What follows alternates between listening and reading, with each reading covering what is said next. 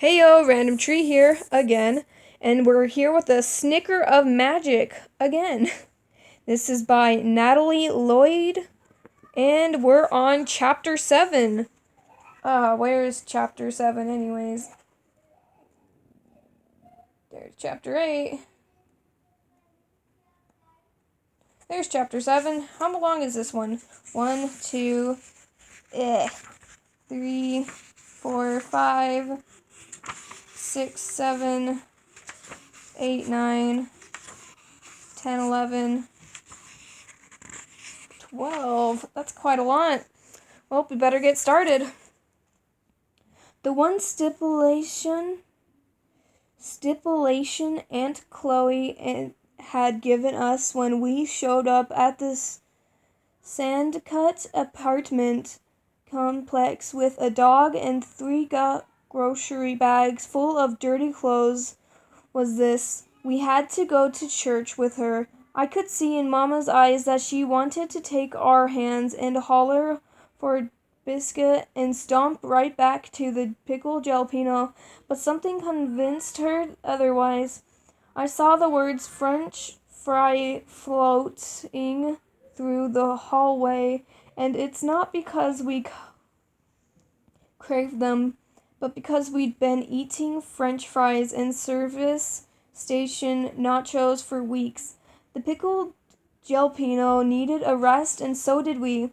So Mama said, fine. I'm sure she hoped Gosh and Aunt Chloe would forget about our arrangements, but neither of them did. Cleo shuffled towards the pickled jalapeno at that sad Sunday morning, wearing a silky dress in a bold print of blue flowers and hummingbirds. The hummingbirds' wings looked like they were fluttering, then the warm wind blew around us. But Chloe's hair didn't budge. Her hair was puffed up high into her head, into a stuffed gray blonde haystack heap. The way you wear your hair makes you look old, Cleo, Mama said. And she added, it ages you, because I guess she figured Chloe didn't understand that old meant Cleo didn't seem to care. Maybe because she was older than Mama. Cleo was almost 20 years old, and Mama's hair was golden blonde, the way Cleo's probably used to be. But Mama still wore her hair long and wavy. Before we lived in Kentucky, Mama braided feathers into her hair. She always had paint in her hair, too, and she kept paint brushes in the pockets of her jeans. She painted the ocean, she painted people's faces, but she hadn't painted anything in a long time. Mama's pretty blue dress tried to cling to the frame of her body, but couldn't find anything much to hold. Franny Jo was better at clinging. Mama kept Franny perched high up on her bunny hip. Hey, Cleo, Mama shifted Franny Jo to her other side. Why don't we wait and go next week? If you could walk as fast as you talk, we'd be at the van by now, Cleo wheezed. She lit a cigarette and took a deep breath. Toss me the keys. I'm driving. Why are we taking my van? Mama asked. Church was your idea, remember? Because you think I'm a wayward soul. All of us can fit in your van, Cleo hollered. We won't fit inside the beast of burden. The beast of burden is what Aunt Chloe calls her Nissan, said Sedan. I didn't much think we fit anywhere. Us Pickles or my Aunt Chloe, who tried a leopard print scarf around her neck before we pulled out of the complex. Cleo swerved the pickle jalapeno into the parking lot of the Friendship Community Church and turned off the ignition. She was already standing in the parking lot when she realized she forgot to put the van in park. So she had to open the door again and hop backward through the parking lot on one leg, trying to jump back into the driver's seat. We stood there and watched while the van rolled backwards and Cleo hollered, "Stop, stop, stop, stop!" The pickled jalapeno finally did as it was told. Aunt Cleo left the van where it stopped right in the middle of the lot. She slammed the door, yelled out an unsavory word, and leaned over, clutching both knees to steady her breathing. "You just gonna leave it parked there?" Mama asked. You know me here." Cleo heaved. She threw down her cigarette, which she'd kept clutching firmly between her teeth the entire time. "They don't care where I park. Hope they don't mind how we look either," said Mama. She brushed my bangs out of my face and said she'd get them cut next time she got paid, and she fussed over Franny's yellow tutu, which Franny insisted on wearing over her dress. "Nobody cares how you look," Cleo said, heaving as she climbed the stairs. "And I said you had a wondering heart, Holly, not a wayward soul." There were hundreds of words spinning through the church house, but they were so clear that I didn't see them at first. Then the light streamed golden and blue and red through the stained glass window, and I saw the words plain. They shimmered like water. We had an entire ocean of words above us. Old words from the hymnals spun closest to me. Yonder, way far, everlasting had a sound to it. Ocean water splashing over rocks. I whispered the word. I shivered because I liked the sound of it so much. "Shh," Mama said, but she smiled down at me. Even then, she liked the way I cherished words. Then the woman sitting in front of us tucked her gray hair behind her ear. I saw a single word escape from her ear. Tired. So small I nearly missed it. Bold letters through the preacher at the pulpit. Pulpit? Pulpit. Spells pulpit. I don't know how that actually is supposed to be said. Anyways, whipped his forehead, and I saw a word leave his mouth that he never said out loud. Lonely. "If only we could be more like the beetle," the preacher was saying.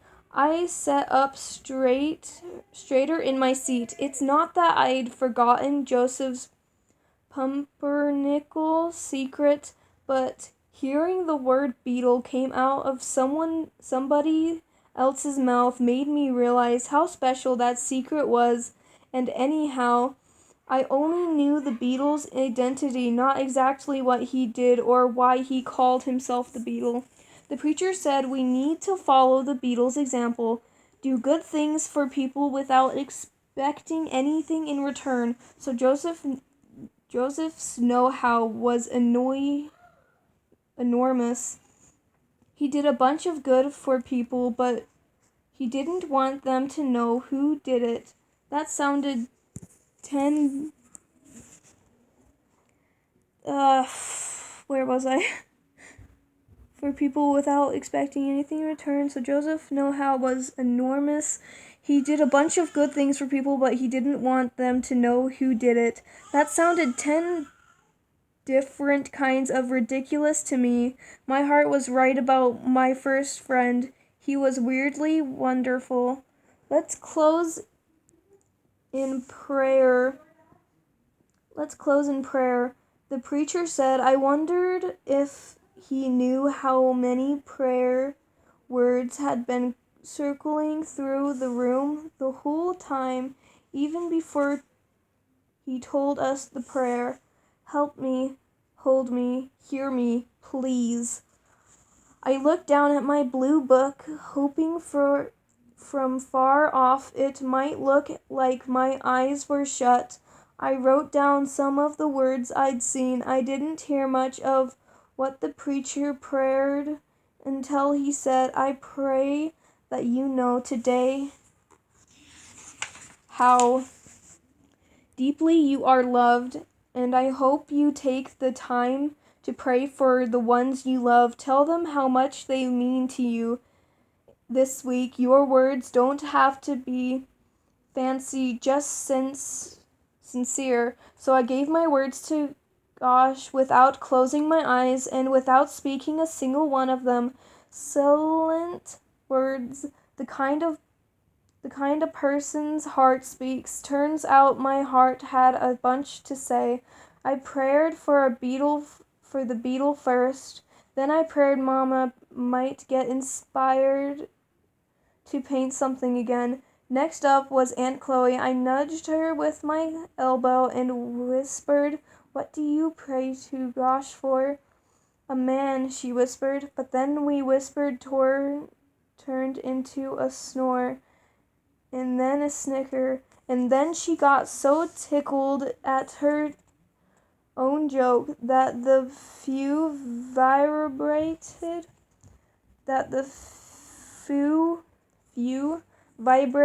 with the laughter she was trying to hold back. I didn't understand what was so funny. You too, Mama whispered. Hush, you're supposed to be praying.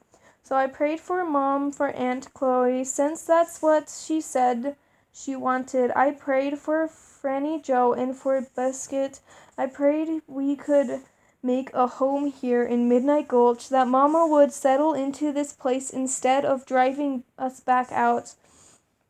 I prayed for Roger Pickle. I prayed he'd write a song about me, maybe sing my name tonight when he sung down the stars.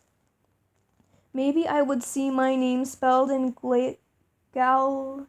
galaxy dust, and I would know he remembered me. And then the pastor said, Felicity.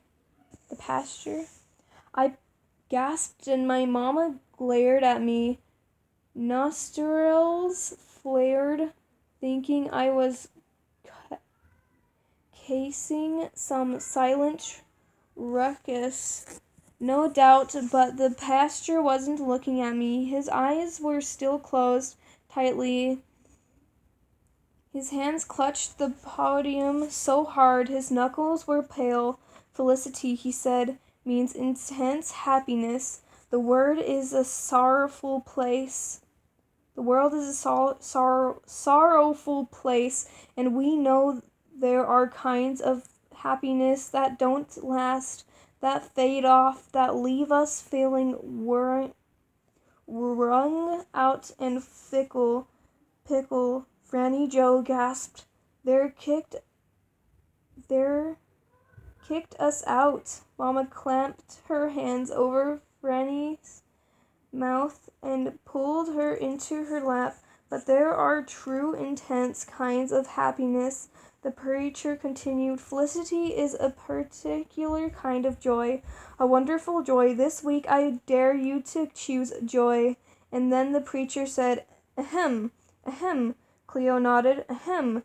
Franny echoed, and then she nudged me with her elbow and said, Will you watch me do a backflip off the pew? The pew? Is it pew or few, or is it Pey? If you can tell me what that means in the comments, tell me, please. No way, Mama answered for me. She grabbed our hands and hauled us toward the door, smiling sweetly at the folks. The only thing Mama disliked more than church was pointless small talk, but we'd barely even stepped out of the pew when somebody reached for her arm. Holly, is that you? Mama nodded curtly. Curtly?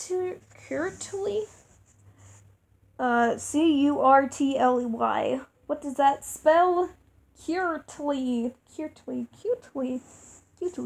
I don't know. And didn't object when the woman threw her arms around her and squeezed tight like they were long-lost best friends. I thought she might scoop me and Franny. How many more of this is there? Too much left. Up into a hug, too, but she didn't. She just smiled down at us. I liked the way her red lipstick hugged her gap-toothed grin, made from scratch, ready to rise. Those were her words. Girls, Mama rested her hands on her shoulder. This is Ponder Waller. She owns the pie shop on Main Street. We went to school together. Before Franny or I could say hello, Ponder spoke up again. I never met an artist more talented than your mom. I always said she was a star. I knew Holly Harness was gonna go places. Cleo's told us all about some of the murals you painted. Cleo exaggerated. Mama grinned and prodded us on ahead of her out the door. But thank you for the compliment. We gotta get going. You and the girls come by for some pie one day. Ponder said yes. We bumped our way through the crowd. My treat. Mama never looked back, but I did. As she held us out the door, I saw my name, Felicity, shimmering across the stained glass windows. I'd never seen my own name before. I'd never thought about how pretty it would look with the light shining through it. Tell you who's found their Windrush joy, said Aunt Chloe. The pickled jalapeno rocked us down the road while we dined on French fries and chicken nuggets. The beetle, she hollered. When none of us said anything, I stopped mid-chew. What about the beetle? Don't talk about with your mouth full, Junebug, Mama said. Aunt Chloe took an extra big bite and said with her mouth especially full, the beetle is a local hero, a do-gooder. He or she or it leaves notes on people's doors, flowers in mailboxes, and extra change in that one space downtown that has the meter. The beetle is always watching, always doing what needs to be done. He's been for 50 years now. 50 years? I nearly choked on my French fry. That's impossible. That's magic. Cleo reached for some of Mama's French fries, but Mama slapped her hand away. And now I was more confused than I'd ever been, because I knew the beetle wasn't magic. The beetle was that spiky-haired Joseph Pickett, and I couldn't figure out how the hayseed a 12-year-old spiky-haired do-gooder had been in business for 50 years. The beetle puts flowers on Abigail Honeycutt's grave, Cleo said. She nodded back towards the direction we'd come from, toward the church. The Honeycutts have all been gone for so many years now. I guess most of us had forgotten their story, or we decided not to remember it.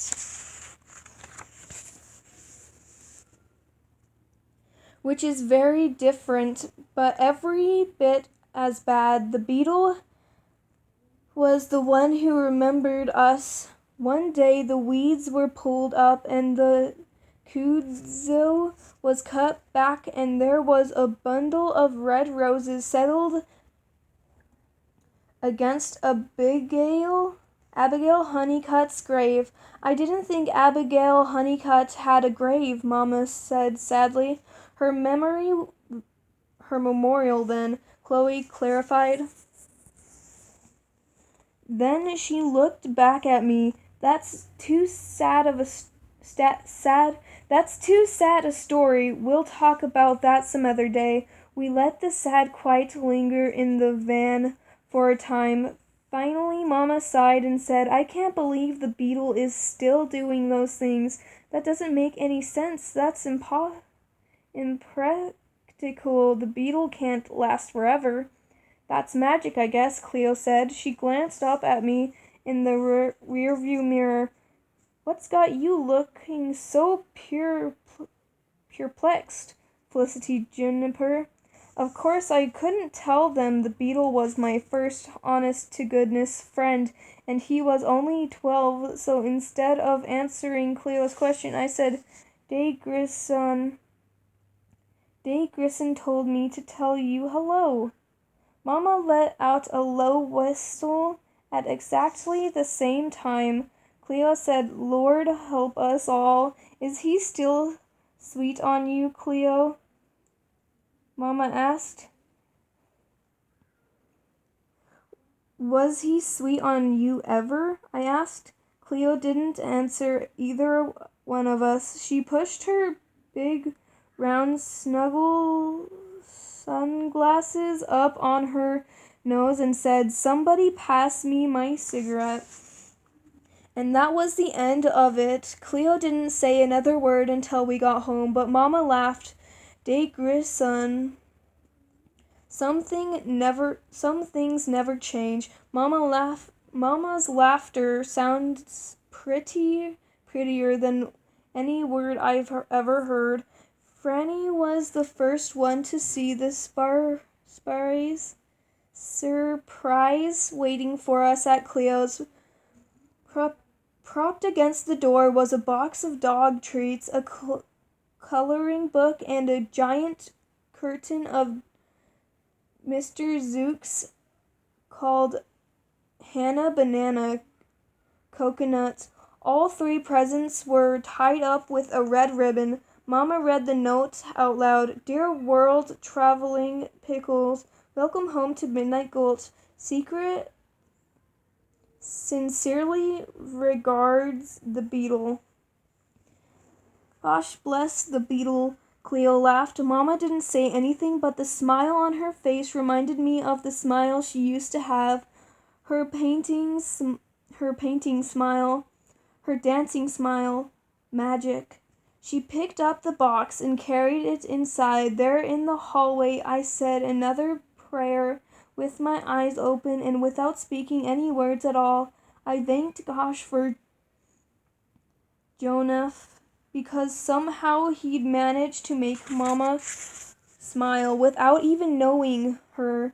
I prayed I could give him something in return, too, something as good as that smile and as pretty as the red silk ribbon he tied around the dog treats.